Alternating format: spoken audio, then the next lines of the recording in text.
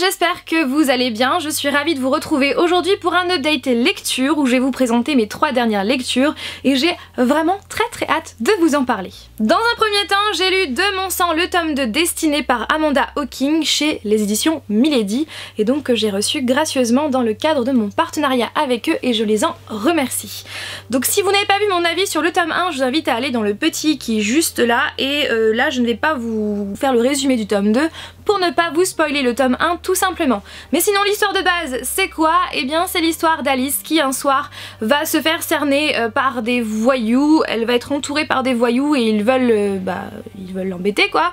Et du coup eh bien c'est là que Jack entre en scène un peu à la version Edward dans Twilight, enfin un peu beaucoup j'ai envie de dire, et il va les faire fuir et c'est là que Alice et Jack et aussi la meilleure amie d'Alice vont aller boire un café pour le remercier, enfin c'est plutôt lui qui les invite, bref, quoi qu'il en soit, ils vont de plus en plus se voir à partir de là et elle va apprendre pas mal de choses sur Jack et elle va rencontrer la famille de Jack, notamment Peter qui est son petit frère et je ne vous en dis pas plus. Sachez qu'en tout cas cette histoire parle de vampires, au moins vous êtes au courant parce que si vous n'êtes pas fan de vampires, passez votre chemin, mais si vous êtes fan, eh bien je vous conseille vivement cette saga parce que j'avais beaucoup apprécié le tome 1 même si j'avais trouvé quelques points négatifs, mais là franchement j'ai beaucoup plus apprécié ce tome 2. Parce qu'en termes d'événements et en termes d'action, j'ai beaucoup plus apprécié, même par rapport au choix que Alice a fait, j'étais plus en accord avec elle, contrairement dans le tome 1 où ça m'agaçait très fortement. Concernant Alice, je dois vous avouer qu'elle est toujours un peu agaçante, mais elle m'a beaucoup plus touchée dans ce tome 2 que dans le tome 1 et j'ai trouvé un peu moins naïve. Après, c'est normal qu'elle évolue, j'ai envie de dire, parce que il y a quand même 5 tomes en tout dans cette saga, donc forcément il faut qu'elle évolue à un moment ou un autre. Donc là elle a un petit peu évolué, il faut quand même en laisser pour les autres tomes j'ai envie de dire.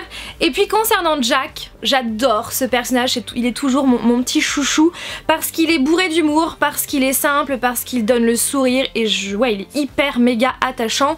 Concernant Peter par contre, j'ai toujours plein de questions par rapport à ce personnage et franchement, je vous avais dit dans ma vidéo où je vous parle du premier tome que il y avait beaucoup de références par rapport à Twilight et notamment aussi au Journal d'un vampire par L.G. Smith.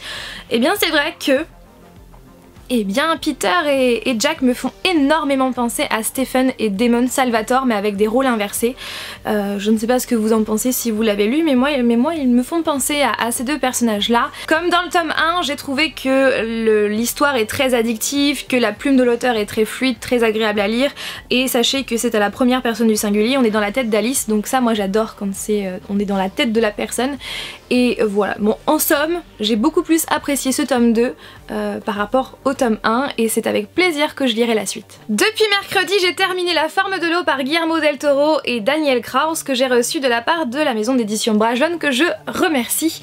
Et déjà en termes de couverture, je ne sais pas ce que vous en pensez mais il tape à l'œil, clairement ce livre est canon. Je pense que vous êtes au courant, au mois de mars est sorti le film The Shape of Water qui a reçu pas mal d'Oscars et je pense que c'est mérité. Je dis je pense parce que je n'ai pas vu le film mais comme j'ai lu le livre, ouais, je pense que c'est mérité.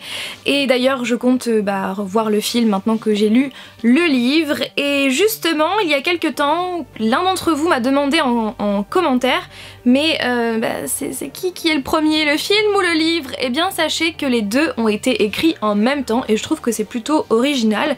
Et justement le côté scénario du film, je l'ai ressenti en fait dans la construction de ce récit, dans ce roman. Bon après ce n'est que mon avis bien évidemment. Et sinon non, avant de vous donner mon avis, de quoi ça parle? Eh bien c'est l'histoire de Elisa Esposito. Vous savez quoi? J'ai tellement peur de dire n'importe quoi que je vais directement vous lire le résumé. Je sais que en général je préfère faire mon résumé mais il y a tellement de choses que j'ai pas envie d'oublier. Nous sommes en 1963 et Elisa Esposito survit tant bien que mal. Née muette, abandonnée par sa famille, elle travaille de nuit comme femme de ménage au centre OCAM de recherche aérospatiale. Un soir, elle surprend quelque chose qu'elle n'était pas censée voir, un homme amphibie, prisonnier d'une cuve qui doit être étudié par les scientifiques pour faire avancer la course à l'espace de la guerre froide. La créature est terrifiante mais aussi magnifique, elle fascine Elisa. Utilisant la langue des signes, celle-ci établit une communication. Bientôt, la créature devient sa seule raison de vivre. Pendant ce temps, Richard Strickland, le militaire brutal qui a capturé la créature en Amazonie, envisage de la disséquer avant que les Russes ne tentent de s'en emparer. Elisa doit tout risquer pour sauver la créature avec l'aide d'une collègue qui souffre du racisme ambiant et d'un voisin malchanceux qui n'a plus rien à perdre. Elle met au point un plan d'évasion. Mais Strickland ne l'entend pas de cette oreille et les Russes sont bel et bien sur l'affaire. 3 petits points. Je pense que ouais, j'aurais pas mieux résumé l'histoire et mon avis c'est que, eh bien j'ai adoré ma lecture.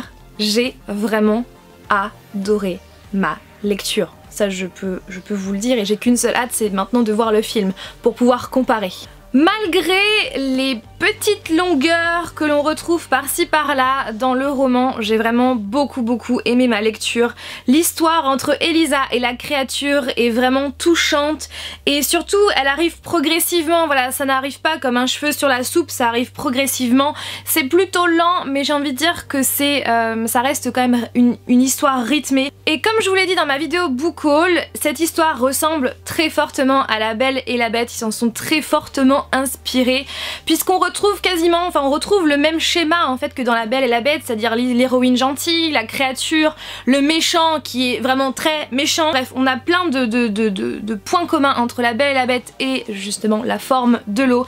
Et moi ça ne m'a pas du tout dérangé, même si je dois vous avouer que ce n'est pas mon histoire préférée, La Belle et la Bête, mais j'aime bien quand même, hein. Bien sûr, hein, j'aime beaucoup La Belle et la Bête, mais c'est pas mon histoire. Déjà, d'ailleurs, en termes de Disney, ce n'est pas le Disney que j'ai le plus vu, parce que moi je suis plus côté Peter Pan, je suis plus côté Alice au Pays des Merveilles. Et franchement, ce n'est pas qu'une simple histoire d'amour, ce n'est pas qu'une simple romance, parce que ce livre parle de plein de sujets comme la tolérance, comme les différences, comme le handicap, la place des femmes dans notre monde actuel, la discrimination, le racisme, on a aussi la religion, bref, plein de sujets sont traités dans ce livre. Il n'y a pas que la romance, même si la romance est quand même le thème principal, on a plein de thèmes autour et ça c'est vraiment bien parce que c'est des thèmes qui sont importants et c'est bien d'en parler. Au niveau de l'écriture, sachez que ce livre là est à la 3e personne du singulier, comme vous le savez je ne suis pas friande de ça, je préfère quand on est dans la tête de la personne, mais là ça ne m'a pas dérangée. En termes d'écriture, j'ai trouvé vraiment l'écriture vraiment fluide, vraiment très agréable à lire et addictive aussi parce que je l'ai lu assez rapidement au final. Et puis j'ai beaucoup aimé cette narration alternée, on a un chapitre sur Elisa, puis ensuite le chapitre suivant parle d'un autre personnage, donc ça j'ai trouvé vraiment je trouvais ça bien. Et en somme, cette histoire m'a vraiment beaucoup touchée à de nombreuses reprises et cette fin, je dois vous avouer qu'elle m'a surprise, mais c'est plausible. Ouais, c'est carrément plausible, mais c'est tellement difficile de vous en parler sans justement trop vous en parler pour ne pas vous spoiler. Mais en tout cas, franchement, si vous aimez les histoires comme La Belle et la Bête, foncez, vous allez vraiment adorer. Et je vais terminer avec ma plus belle découverte, un coup de cœur. C'est La Chambre des Merveilles par Julien Sandrel chez les éditions Kallman-Lévy.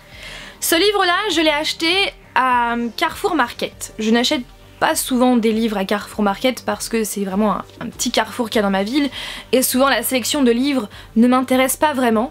Mais là, il était en tête de gondole et en fait, c'est la couverture qui m'a attirée. Ces couleurs vraiment très vives, ce titre qui donne envie, La Chambre des Merveilles. Donc, du coup, je l'ai retourné pour lire le résumé. Et c'est en lisant le résumé que je me suis dit, mais à quel moment une couverture et un titre aussi joyeux peuvent donner un résumé aussi triste? Et là, je me suis dit, il faut que je le prenne. Je veux en savoir plus.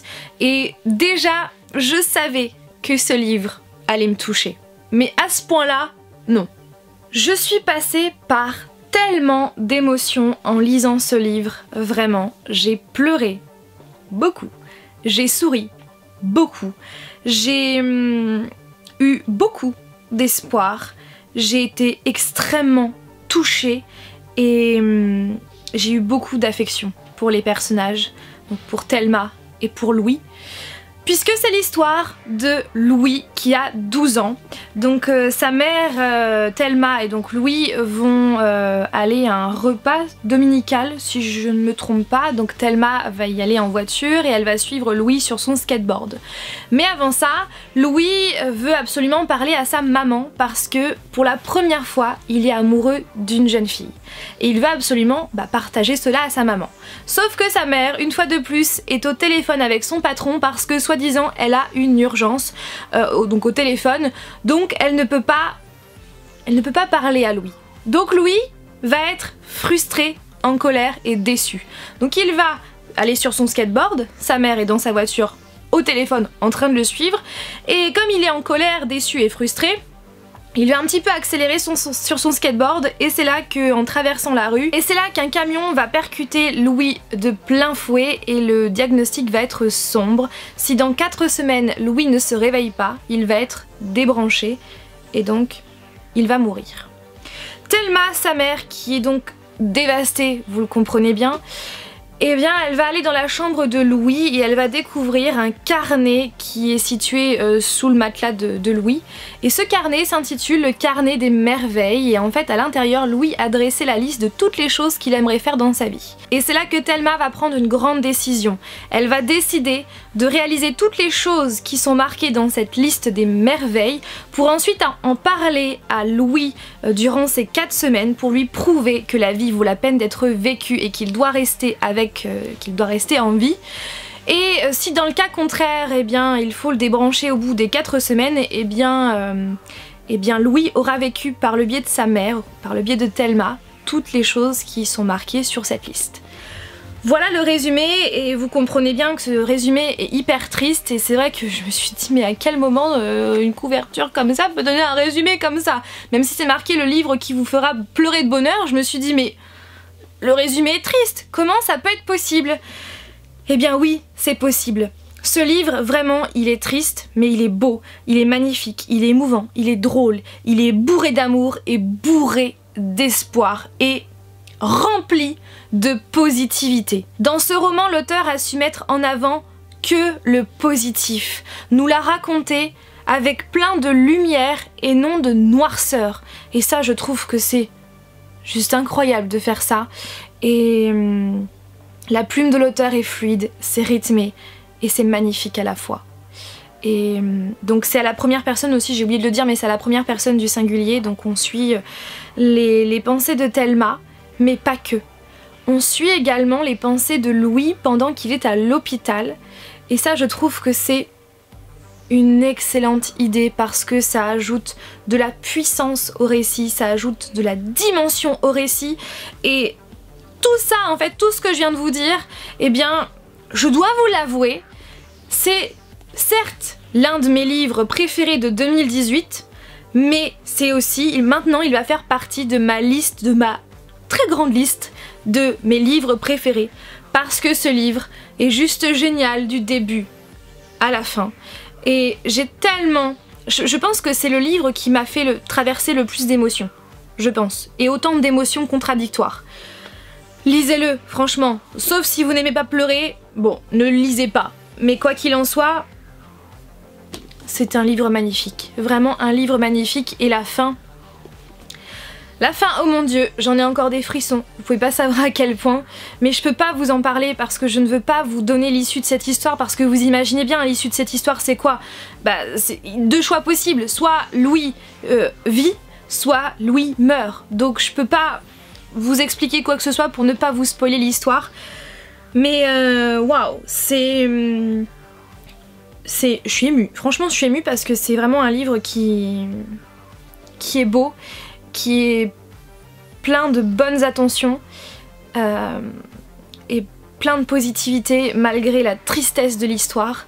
Et franchement c'est le genre d'histoire où on se dit mais il faut dire à nos proches qu'on les aime, voilà, qu'on les aime et qu'il faut profiter d'eux un maximum. Et voilà, je pense que je vous ai tout dit. Ouais, c'est vraiment un livre hyper touchant que je vous conseille à 1 milliard %. Sur ce, j'espère que ma vidéo vous a plu. Comme toujours, n'hésitez pas à réagir en commentaire, à me dire ce que vous pensez des livres que je vous ai présentés dans cette vidéo. Si vous avez envie de les lire ou pas, ou si vous les avez déjà lus, eh bien n'hésitez pas à me dire votre avis. Sur ce, je vous fais plein de bisous et je vous dis à mercredi prochain pour une nouvelle vidéo. Bye!